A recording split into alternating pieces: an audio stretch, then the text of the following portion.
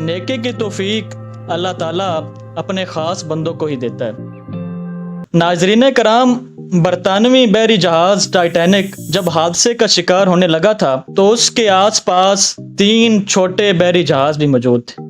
ایک ہسٹوریکل کے معزز ناظرین، السلام علیکم۔ ناظرین، جب برطانوی بحری جہاز ٹائٹینک حادثے کا شکار ہوا تو اس کے آس پاس 3 اور چھوٹے بحری جہاز بھی تھے جو ٹائٹینک کے مسافروں کو بچا سکتے تھے۔ سب سے قریب جو جہاز موجود تھا اس کا نام سیمسن تھا۔ وہ حادثے کے وقت ٹائٹینک سے 7 میل کی دوری پر تھا۔ سیمسن کے عملے نے ٹائٹینک کے عملے کی جانب سے فائر کیے گئے سفید شعلے، جو کہ انتہائی خطرے کے وقت فائر کیے جاتے ہیں، دیکھے تھے، بلکہ مسافروں کی آہ و بکار کو بھی سنا تھا۔ لیکن کیونکہ سیمسن کے عملے کے لوگ غیر قانونی طریقے سے انتہائی قیمتی سمندری حیات کا شکار کر رہے تھے، وہ نہیں چاہتے تھے کہ پکڑے جائیں، اس لیے وہ بجائے ان کی مدد کرنے کے ٹائٹینک کے مخالف سمت میں بہت دور چلے گئے۔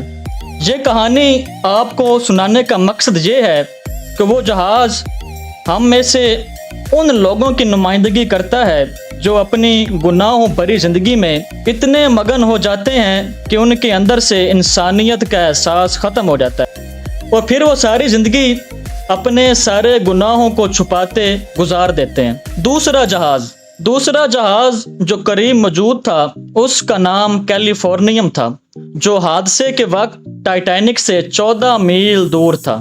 اس جہاز کے کیپٹن نے بھی ٹائٹینک کی جانب سے مدد کی پکار کو سنا اور باہر نکل کر سفید شعلے اپنی آنکھوں سے دیکھے، لیکن وہ برف کی چٹانوں میں گرا ہوا تھا اور وہاں تک پہنچنا کافی مشکل تھا، تو کیپٹن نے رات کو بستر میں جانا اور صبح ہونے کا انتظار کرنا بہتر سمجھا۔ صبح جب وہ اٹھا اور ٹائٹینک کی لوکیشن پر پہنچا تو ٹائٹینک کو سمندر کی تہہ میں گئے 4 گھنٹے گزر چکے تھے، اور ٹائٹینک کے کیپٹن ایڈورڈ سمتھ سمیت 1569 افراد موت کے گھاٹ اتر چکے تھے۔ یاد رکھیے گا، یہ جہاز ہم میں سے ان افراد کی نمائندگی کرتا ہے جو کسی کی مدد کرنے کو اپنی آسانی سے مشروط کر دیتے ہیں۔ جب تک حالات حق میں نہ ہو تو وہ کسی کی مدد کرنا اپنے فرض نہیں سمجھتے۔ تیسرا جہاز پیتھولوجک تھا، جو ٹائٹینک سے صرف 68 میل دوری پر تھا۔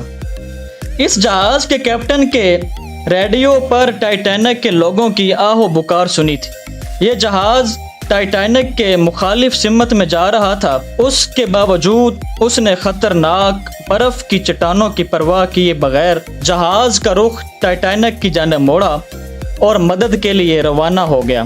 اگرچہ یہ دور ہونے کے باعث ٹائٹینک کے ڈوبنے کے 2 گھنٹے بعد لوکیشن پر پہنچا، لیکن یہ وہی جہاز تھا جس نے لائف بوٹس پر موجود باقی ماندہ 718 افراد کو زندہ بچا لیا تھا اور ان کو صبح سلامت نیو یارک تک پہنچا دیا تھا۔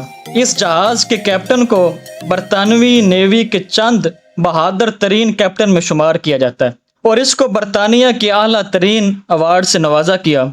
دعا کیا کریں کہ اللہ آپ کو بھی دوسروں کی مدد کی توفیق دے، آمین۔ ایک ہسٹوریکل از سائننگ آف۔